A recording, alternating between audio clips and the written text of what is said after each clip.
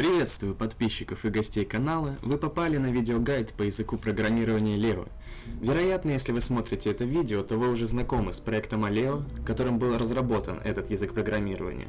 Поэтому не будем вдаваться в подробности по проекту, о нем уже много было сказано на Medium, написаны статьи, на YouTube сняты видео, поэтому за Aleo не сюда. Здесь мы будем обозревать чистый язык программирования. Давайте расскажу, чем же так хорош Aleo и зачем его стоит изучать. Ну, во-первых, этот язык придуман для написания частных приложений, и он помогает людям, которые никогда не были как-то связаны с криптографией, хешировать входящую информацию путем протокола нулевого разглашения. При этом создается схема хеширования, которая поможет программисту выбрать, какая информация останется приватной, а какая будет доступна пользователю. В общем, все мега просто, и мы это все рассмотрим на практике более подробно. Но перед началом давайте маленькое отступление, объясню, как будет проходить, собственно, этот гайд. Всего будет записано 6 видео. В первом, который вы сейчас смотрите, мы разберем установку среды разработки. Во втором затронем тему типов данных. В третьем – операции над этими типами данных. В четвертом видео мы разберемся с циклами и условными операторами. В пятом мы затронем структуры данных. И в шестом, на закусочку, оставим работу с терминалом. Но давайте не будем терять зря времени. И, кстати говоря, все видео будут практически дословно передавать написанные мной статьи на Medium. Вот они, у меня их тут записано 5 штук, 4 из них переведены на английский язык. Так что, если кто-то лучше воспринимает все-таки письменную информацию, чем смотреть видео, то пожалуйста. Ну, давайте не будем терять времени. В принципе, вы можете пользоваться онлайн-компилятором, который создан специально для Aleo. Он абсолютно рабочий, вот нам может выдавать ошибки, что правильно и что неправильно, однако я бы вам не советовал пользоваться онлайн-компилятором, потому что гораздо удобнее уже скачанный компилятор, в нем можно просмотреть нам необходимые папки, и здесь также нет терминала, который выполняет довольно-таки полезные функции. Поэтому переходим по ссылке в описании.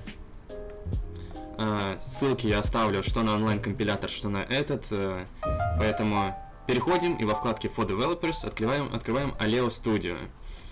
Здесь выбираем нашу операционную систему. У меня это была Windows, берем и скачиваем. У меня она уже скачана, поэтому сам процесс установки максимально простой, думаю, проблем там не возникнет. Выбираем папку, в которой мы устанавливаем наш компилятор, ярлык и так далее. Давайте перейдем в сам наш компилятор и посмотрим на его структуру. Открываем Aleo Studio, и перед нами открывается следующая картина. Простите за тавтологию. Создаем новый проект. Нажимаем на Create новый Project и даем название нашему проекту. Абсолютно рандомное, да, пусть это будет просто Project. Создаем его.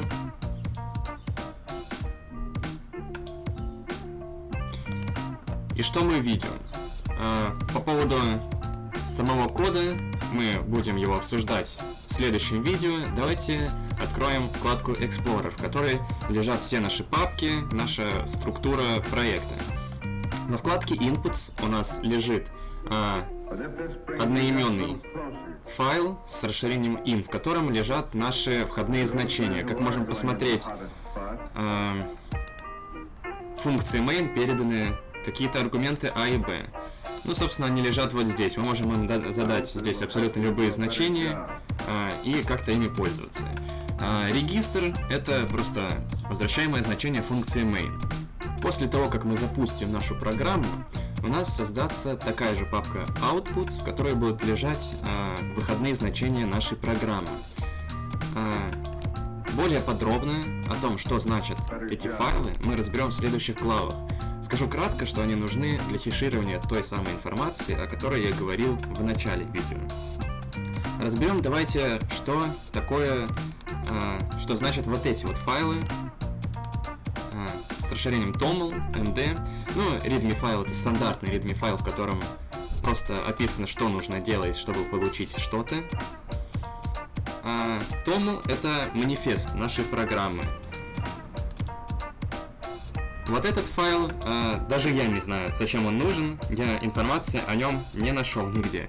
Поэтому давайте его просто трогать не будем и оставим его дальше. Также у нас должен появиться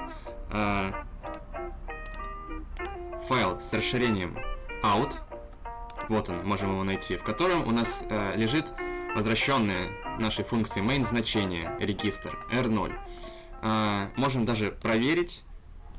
Как мы помним, у нас a равно единице, b равно двойке. После сложения мы получим переменную c, которая и равна, собственно, тройке. Остальные файлы, которые давайте трогать также не буду, почему-то он не хочет открываться. Также все подробно разберем либо в 4, либо в 5 главе нашего гайда по поводу хеширования информации. В принципе, ничего сложного здесь нет, и я считаю, все должно быть понятно. Всем спасибо за просмотр, ставьте лайки, распространяйте это видео, чтобы и остальные люди могли также учиться писать приватные приложения. Это будет очень полезно для проекта. Всем спасибо за просмотр, пока.